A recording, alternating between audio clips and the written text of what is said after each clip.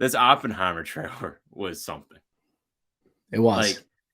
Like, first and foremost, it wasn't the same one that we saw in Avatar. Yeah, two different ones that came out. One Like for a the specific theatrical experience, another one for basically your phone. Yeah, like Matt Damon, not in the phone one, right? Not really like the direct focus there. And there wasn't I any don't even think he made an appearance in the Yeah, one that they released online. exactly. Like you didn't see the mustache, you didn't see anything. But and you also in the one online, it showed Josh Peck, but in the one in the theaters, Josh Peck had dialogue. They gave him dialogue in the trailer. Yeah. That's insane to me. That is like the biggest news out of the trailer besides how amazing it was. Cillian Murphy looks like he puts in a show, puts in a performance, puts in a hell of a shift. I I cannot wait for this movie. This movie might be like Dunkirk got recognized at the Oscars and a war movie, so of course it's going to get recognized. I was worried that this summer release would hurt its chances. This looks like has the staying power. This looks like you're going to remember seeing this movie in the theaters for a long time and has the staying power enough for the March April Oscars. This was I like the Barbie trailer. I love the Oppenheimer trailer. I actually love both of them. And I was nervous because like the both of these casts for Barbie and Oppenheimer, they boast incredibly talented people and well-known, world-renowned actors. But with Oppenheimer, this was a focus on Cillian Murphy. And this is what I loved about it. Like my takeaway from this trailer is that Cillian Murphy is going to be nominated for an Oscar. I That he agree. is going to absolutely murder this role. And I think Oppenheimer, like we're talking about like Barbie trying to make like playing satire, making real world or like current or more modern like connections to the world we live in. I think Oppenheimer is actually going to do the same thing. Of like what is good for mankind, technology, is it actually being a positive for society, decisions that these high profile and then like I guess empowered figures, they have to make these decisions that are going to have profound impacts on the world for the future. That's something I think that we're dealing with right now, and I think we're able to actually see it firsthand with the ability of social media. I don't know why, but Elon Musk was coming in my mind as I was watching this, and like how we can see his every move now and how like active he is on Twitter, and like how we basically hear from him like anytime that anything big happens. Like here it's like this is going to change the future of mankind. And like the pressure that puts on one individual isn't morally just. This is like the best. Everyone writes the paper when they're in 10th grade. Was it morally just to drop the atomic bomb? This is the the most, I guess, interesting thesis paper that's ever been written about that topic. That's what this movie is. And I think that Kelly Murphy's going to kill it. And I was nervous that like other guys were going to steal a lot of the moments in the trailer. We get quick pans to like Robert Downey Jr. We get quick pans if we're in the theaters to Matt Damon. But this is the Cillian Murphy show. We got a quick pan to Josh Peck. I don't know if that was just like to gain a little bit of excitement from younger audiences, but this is going to be something else. And I think it's already made my list as top 3 most anticipated movies of 2023. Top It will 3 be for on the sure. top billing when we do that draft. It will no doubt be a dogfight between Don't you us think to though, get like that. this is like when you were watching, did you get reminded of those essays you wrote in 10th Yes, grade? yes, yes. Because no, it has the famous speech The that I burden didn't know. that's on that one individual who's Yeah, making the and he has bomb. that speech where he's gonna do it's gonna be his Oscar moment here. Like what they play as the clip for like when he's nominated, it's gonna be like, I am death. I became death, like being the He's the mastermind real behind life these. Grim Reaper. Right. And like that speech is gonna be the Oscar moment in this film. And I can't wait to see this film. I have a couple more thoughts. I'll save one thought as like a good wrapping up thought, but just a couple other comments, just because we have to talk more about the cast here. We mentioned Matt Damon, we mentioned Josh Peck. Jack Quaid made an appearance. He looks like a Good. special agent, perhaps like a CIA, FBI. I mean, similar to the boys, kind of. Emily Blunt looks like it's going to be Cillian Murphy's wife, not a scientist. We saw RDJ as a senior citizen, and Christopher Nolan with the quote saying he's not just a great actor, he's one of the Looks like a greatest actors ever. politician of some sort Right. potentially. So that could be a maybe supporting actor nom. We will see.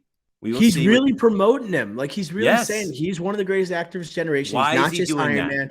Exactly. Why is he doing it? It's not just for promotion. It's I think it's awards consideration.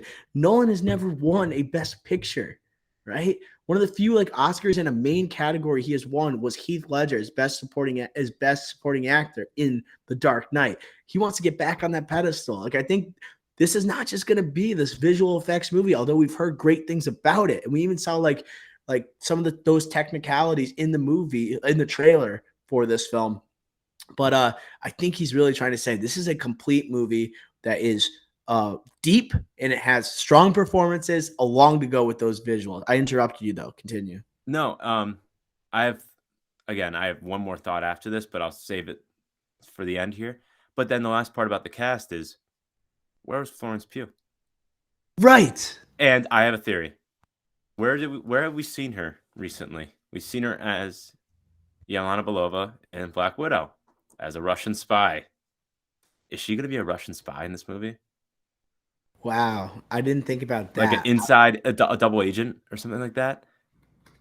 I was thinking that she's going to have an affair with Cillian Murphy. Killian Murphy. Mm, And I was mm. thinking like that's why she's, and then also like weighs on his like his conscious, right? Like his like what he's I doing. like Not that. only like it's weighing on me, like is it right that I'm creating this weapon of mass destruction, but I'm also like, am I a good person for doing this? And I also cheat on my wife with this younger, more beautiful individual. I think that's why we didn't see her. I think that could actually play a role and like helpful, I guess, for the character of Cillian Murphy.